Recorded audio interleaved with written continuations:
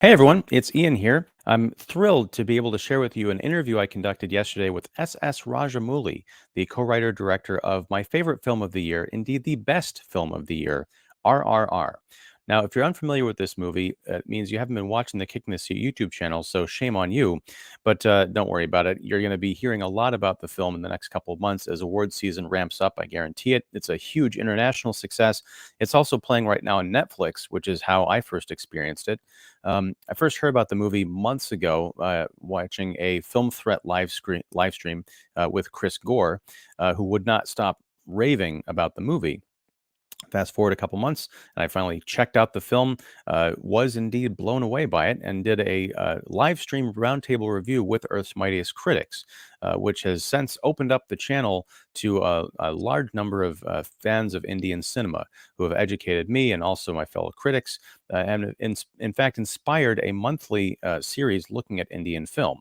So to be able to talk with S.S. Rajamouli, it was a huge thrill, and he's about as nice a filmmaker as you can talk to.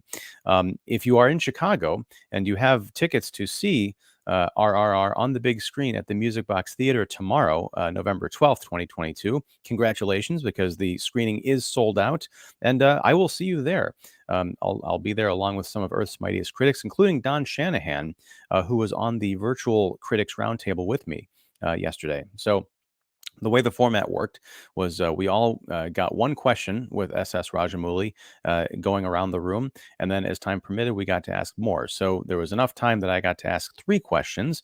Don got a couple in that you'll be able to see separately. That won't be on this segment. But when he does put that up, I will put a link to it so you can see what he had to say and what Mr. Rajamouli had to say about his questions. So yes, I hope you enjoy the interview as much as I did. If you are new to the channel and you like the interview, like the content in general, please feel free to like and subscribe. And yeah, until next time, whenever that is, whatever that is, thanks very much for watching the Kicking the Seat YouTube channel and listening to the podcast, and take care. Hello, sir. It is Hello. a tremendous honor to speak with you. RRR is my favorite film of the year, and I watched it at home like so many of us, but I'm thrilled that you're bringing it to the Music Box Theater in Chicago this weekend, and you're Yes. darn right I bought a ticket. So RRR had about a quarter of the budget of most Hollywood blockbusters. Can you talk about how you were able to push the resources you had available to create a film that looks, feels, and performs, emotes better than the average Marvel movie? I'm in a very, what do you say, precarious position. The budgets that I have are minuscule when compared to a Hollywood movie. But the budgets are very high when it's compared to an Indian movie. So I had to be very careful about it, how I placed myself. Over the period of years working with so many distributors and producers, I have a kind of idea of how the business works. So I have an idea of how much I can spend, and uh, my greed is always to put in more stuff into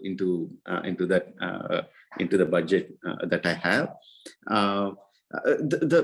One of the key thing is to excite my crew, whether it's a production designer, whether a VFX supervisor, whether it's the DOP, all the main heads of department, getting them excited, making them feel that we are going to do something extraordinary.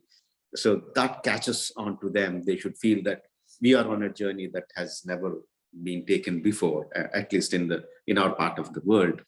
And then you tell them, okay, you have to do this within a limited budget. So they're already caught up on the idea of that we are doing something great. So then they start working according to the budget given. The goal is already fixed. So we figure out ways. In India, we have a beautiful word called jugaad. Jugaad is like finding out innovative ways of getting the job done with lesser effort or lesser money. So we figure out those kind of ways. I did want to mention that I did a live stream review of RRR with a number of fellow critics, and it was a huge success. Opened up the channel to a large number of Indian film fans, and inspired us to launch a monthly series looking at Indian films.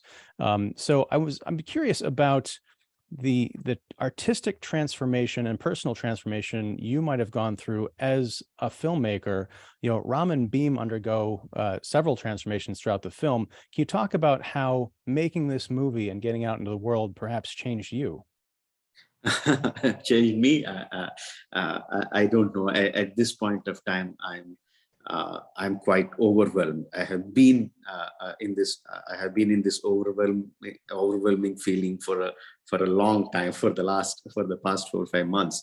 So how I change myself probably will reflect on how I shape up the next film. Probably people's perception of me would be from my films. So when the next film comes out, probably you can tell me how I changed from my previous films. Fair enough. Thank you. Last question. Again, thank you very much for being generous with your time. And I haven't said this yet, but congratulations on RRR and all the success. I wanted to ask, why was it important to you to tell this particular story about Rem and Beam today? Is there a particular idea or spirit that you're trying to instill on the audience, not just the Indian audience, but globally? It is a movie that is about differences and kind of overcoming those differences in the face of even larger differences. I'm just wondering if there's something that you are trying to express through this in particular.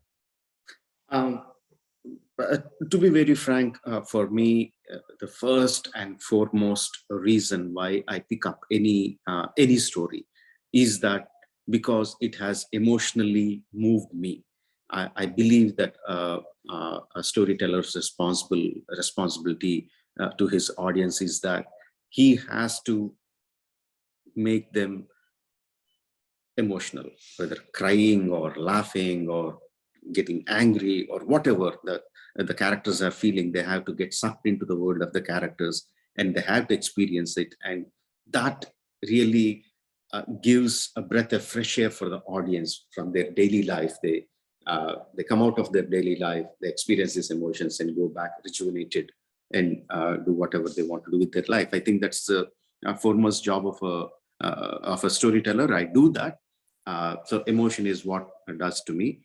But apart from that, one thing that I had in my mind, uh, even though you can't see that in the film directly, is that a few years back, my state, the place which I live in, was split into two states. The same language is spoken, but it is split into two states. It was not a simple job. There was a lot of angst. There was a lot of fight during that time.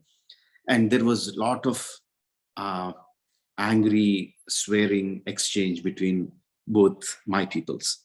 Both of them have been brothers for so long, and they have become enemies. At that point of time, I used to feel very sad about it. I used to feel very bad about it. Like, how can we say that? How can I say that we are friends? We are brothers. We are not enemies. How could I say that? So that was there at the back of my mind. So when I had the chance to do this film, I think subconsciously that acted on it. So these two heroes are from the two separate parts of my state. Allur Sitaramaraj is from Andhra and Komaram Bhima is from Telangana. Even though it is a complete tale of fictionalized tale, it is my way of saying the people who, the freedom fighters whom we worship like demigods, are friends. They are willing to sacrifice their lives for each other.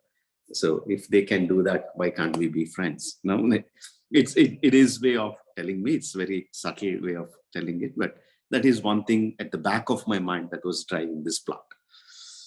Well, thank you. I mean, as you may know, we just underwent a rather contentious election here in the United States. So I think, especially for people coming to this movie fresh, it does give a message of hope. So thank you very much. And again, thank you for your time. Thank you very much. Yeah, thank you so much.